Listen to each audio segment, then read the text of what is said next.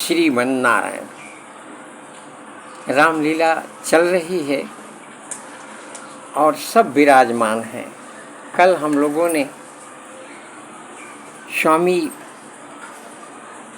अमर चैतन्य प्रभु के आदेश पर श्रीमद् भागवत महापुराण के सप्तम स्कंद के पंचदश अध्याय का और थोड़ा सा पाठ किए, श्रवण किए।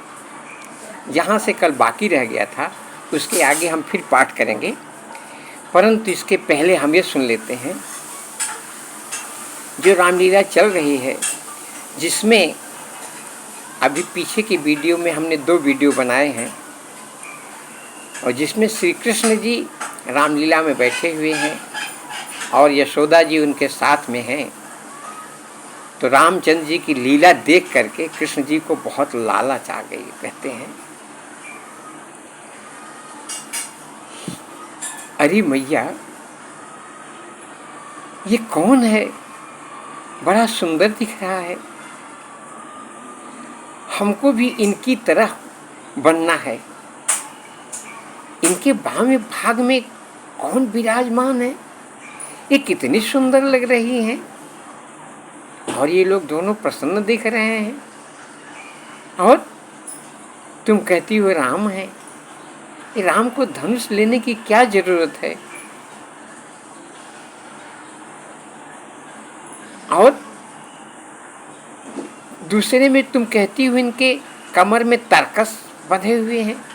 अरे राम भगवान जब हैं तो सब कुछ तो अपने आप कर सकते हैं, धनुष बाण रखने की इनको क्या जरूरत है? मैया, हमको समझाओ, ये हमको बहुत अच्छे लग रहे हैं, ऐसे ही हमको भी बनना है। माँ बोली, अरे लल्ला, तू नहीं सुधरेगा, तू बहुत जिद्दी है, तुम इनके जैसे कैसे बन सकता है? इन्होंने क्या किया जानते हो? इन्होंने सारे संसार को, सारे विश्व को, त्रैलोक्य को आराम देना चाहा और खुद काम करते हैं। ये कभी विश्राम करते ही नहीं, ये सबको विश्राम देते हैं। इसीलिए इनका नाम कृष्ण है। नहीं हुआ, ये राम हैं। तुम्हारे ही जैसे इनके भी स्वरूप है, तुम्हारे जैसे इनके शरीर का अंग भी है, परंतु ये कृष्ण नहीं कहे जाएंगे, ये श्याम नहीं कहे जाएंगे, ये राम कहे जाएंगे। और तुम इनका आचरण पहले सुने। ये व्याकरण सीख रहे हैं और इनको सिखाने के लिए कौन आए हैं? सनातन अमर चैतन्य प्रभु जी आए हुए हैं। इन्होंने इस व्याकरण का निर्माण कब किया? जब इनके यह रूप देखे तो अमर चैतन्य जी को होश नहीं रह गया और यह रूप देख करके नाचने लगे। तो नित्यावसाने नटराज राजौ ननाद ढक्वांग नव पंचवारम। और जब नट के जैसे नाचने लगे, तीनों इनके जो डमरू है उसमें से एक एक स्वर निकला और उसी स्वर से व्याकरण शब्द की रचना हुई। ये श्री रामचंद्र जी अपनी प्रिया सीता जी को आदेश दिए, तुम माया हो, इन सभी अक्षरों को इकट्ठा करो और इकट्ठा करके शब्द बनाओ और शब्दों में ऐसा रस भरो कि सबके लिए मंगलकारी हो। उसकी गीत भी बने, उस पर लोग नाचने लगे। तो इनकी जो भार्या हैं ये सीता जी हैं।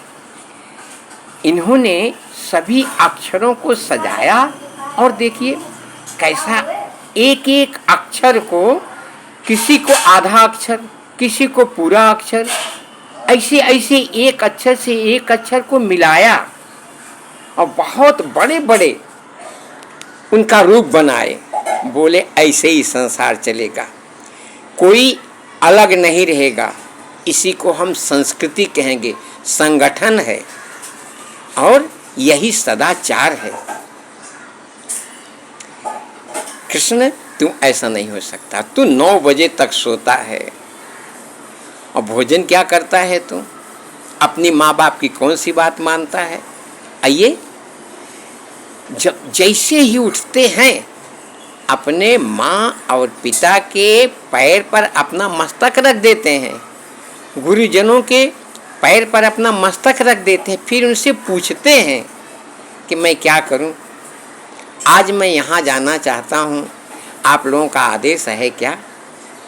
अगर इनके माता पिता और गुरु कह देते हैं तब ये अपने उस कार्य में जाते हैं। और उसके बाद भी गांव में जाकर मित्रों को बुलाते हैं और उनके साथ कैसा खेल खेलते हैं, जीतने पर भी हार जाते हैं जिससे किसी को दुख न हो। और तू क्या करता है? मेरी बारी दे, मेरी दारी दे, झगड़ा करता है, सबसे मारी मारा करता है। किसका क्या नहीं छीन लेता तू नंद बाबा के पैर पर अपना मस्तक रखता ही नहीं बल्कि उनके सर पर बैठ जाता है।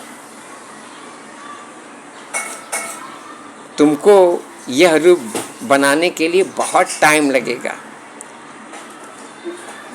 कृष्ण अब सदाचार को सुनो फिर थोड़ा सा, जो हम आगे पढ़ेंगे श्री अमर चैतन्य प्रभु जी के महाराज के आदेश पर। ओम 27वें श्लोक को, एक वै भगवान साक्षात प्रधान पुरुषेश्वर, एक भई भगवान साक्षात प्रधान पुरुषेश्वर, योगेश्वर विज्ञान धीर्लोकम जन मन्यते नरम, खड्वर्ग संयमैकांता सर्वा नियम चोदना, तदंता यदिनो योगा नावयुः समावः, यथा वार्तादयो ह्यर्था योगस्यार्थ न बिभ्रति, अनर्थाय भुवे युत्सु पूर्तिमिष्टम तथा सतः, जश्चित्त विजये जत्त स्यान्निः संगो परिग्रह, एको विविक्त शरणो भुक्षिमिच्छामिताशनः, देशो शुचौ समे राजन् संस्थाप्यासनमात्मनः, स्थिरं समं सुखं तस्मिन् नासीत् त्वर्जंग ओमिति, प्राणापानौ सन्निरुन्ध्यात् पुरुकुम्भक चेरकैः, यावन् मन सत्येत् कामान् स्वनासाग्र निरीक्षण, जतो जतो निःसरति मनः कामः तं भ्रमत, ततस्तत् उपाहृत्य हृदि रुन्ध्यान् क्षणैर्बुध, एव मभ्या सतिश्चन्त काले नाल्पीयसायते, अनिशं तस्य निर्वाणं जात्या निंधन वह्निवत्, कामादि भिरनाविद्धं प्रशान्तः खिलवित्यतः, चित्तं ब्रह्म सुखस्पृष्टं नैवोत्तिष्ठति कर्हिचिद्, ज प्रव्यज्य गृहात् पूर्व तिवर्गावपनात् पुनः, यदि सेवेत तन् भिक्षु स वै बन्तास्य यत्तपः, जय स्वदेह स्मृतो नात्मा मर्त्यो विट्किमि भस्मसात्, त एनमात्मा कृत्वा श्लाघयन्ति ह्यसत्तमाः, गृहस्थस्य क्रियात्यागो व्रतत्यागो बटोरपि, तपस्विनो ग्राम सेवा भिक्षुरिन्द्रिय लोलता, आश्रमा पसदा हेतु खल्वाश्रम विडम्बकाः, देव माया विमूढांस्ता नुपेक्षातानुकंपया, आत्मानं चेद विजानीयात् परम ज्ञानधुताशयः, किमिच्छन् कस्य बाहेतोर् देहे पुरुषनाति लम्पटः, आहुः शरीरं रथिमिन्द्रियाणि ह्यानाभिखून्मन् इन्द्रियशेषम्, वर्तमनि मात्रा धृषणां च श्रुतं, सत्वं बृहद् बन्धुरमीश शिष्टम्, अक्षं दश प्राणमधर्व धर्मो चक्रे धिवानं रथिनं च जीवं धनुर्हितस्य प्रणवं पठन्ति सरं तु जीवं परमेव लक्ष्यम् रागो द्वेषश्च लोभश्च शोकमोहो भयं मदः मानो सूया च मया हिंसा च मत्सरः रजः प्रमादः क्षुन्निद्रा सत्त्वस्त्वेव मादयः रजस्तमः प्रकृतयः सत्त्वप्रकृतयः क्वचित्। इतना एक एक अक्षर को कितना बड़ा करके बनाया है, इसको संस्कृत कहते हैं। कितना मिला हुआ है, इनके स्वर क्या है। सुनो कृष्ण, ऐसा संस्कृत में बोलोगे, संस्कृत में रहोगे, सबसे झगड़ा जब बंद करोगे तब तुम राम बनोगे।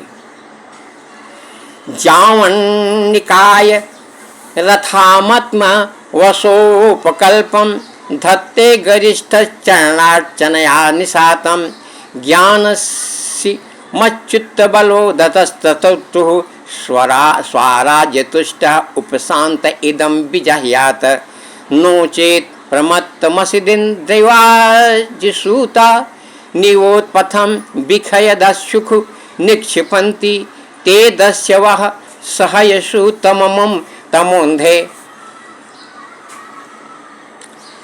संसार कूप उर मृत्यु भये क्षिपन्ति प्रवृत्तं च निवृत्तिं च द्विविधं कर्म वैदिकम् आवर्तेत प्रवृत्तेन नैवृत्तेनाश्नुमितं हृष्टं द्रव्यमयं काम्य मग्निहोत्रा दशान्तिदं दर्शश्च पूर्णमासश्च चतुर्मास्यं पशुसुतः एतदिष्टं प्रवृत्ताख्यां हुतं प्राहुतमेव च पूर्तं सरालया राम कूपा जीव्यादिलक्षणं द्रव्य सूक्ष्म विपाकश्च धूमो रात्रिरपक्षय अयनं दक्षिणं सोमो दशम औषधि विरुद्ध अन्नं रेत इति क्ष्मेश प्रत्यानं पुनर्भवः एकैकस्येनानुपूर्वं भूत्वा भूत्वेह जायते निखेखादिमसानन्तै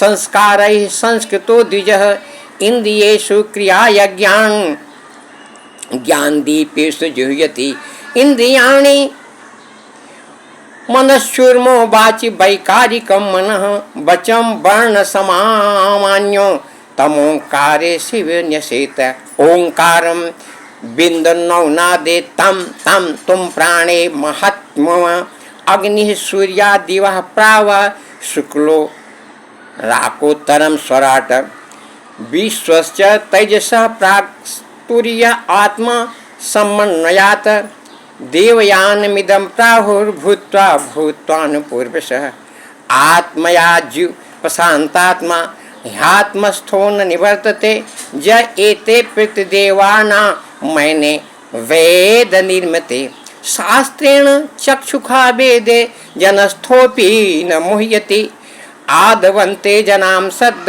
बहिरन्तः परावरम् ज्ञानं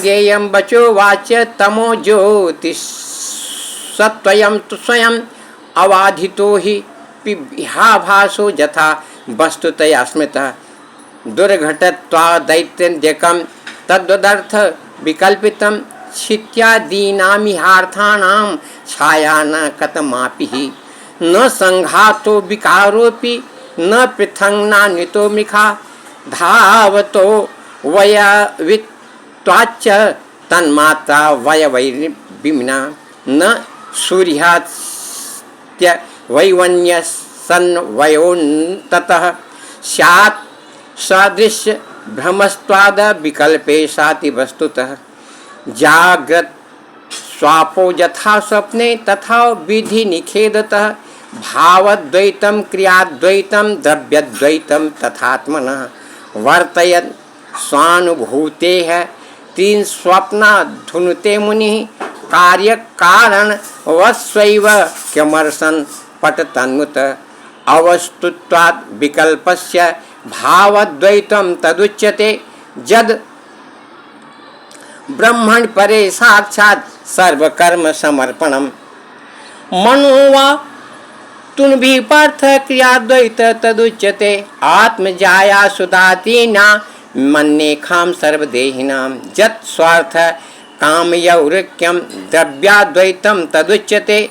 जत् जस्य वाणिखिद्धं स्याद्येन जत्र जतो निपः स तेने हेत कर्माणि नरो नान्यैरनाप्युदि। एतैरन्यस्य वेदोक्तैर्वर्तमानः स्वकर्मभिः गृहेप्यस्य गतिं ययाद। रजसं भक्तिभाङ्गरः यथा हि यूयं निपदेव दुस्त्यजा दापाद्गुणादुत्तरतात्मनः प्रभो। यत्पङ्करोः सेवया भवान् हार्खे निजृत दिग्गजः क्रतून्। अहं पुरा भवं कश्चित् गन्धर्वः उपबर्हणः नाम नीतीते महाकल्पे गन्धर्वाणां सुसम्मतः। रूपपेशमाधुर्य सौगन्ध्य प्रियदर्शन स्त्रीणां प्रियतमो नित्यं मत्तस्तु पुरलम्पटः। एकदा देवसत्रे तु गन्धर्वप्सरसां गणाः उपहूता विश्वसिग्भिर्हरिगाथोपगायने। अहं च गायस्तद्विद्यान् स्त्रीभिः परिवृतो गतः ज्ञात्वा विश्वसिजस्तन्मे हेलनं सुपरोजसा।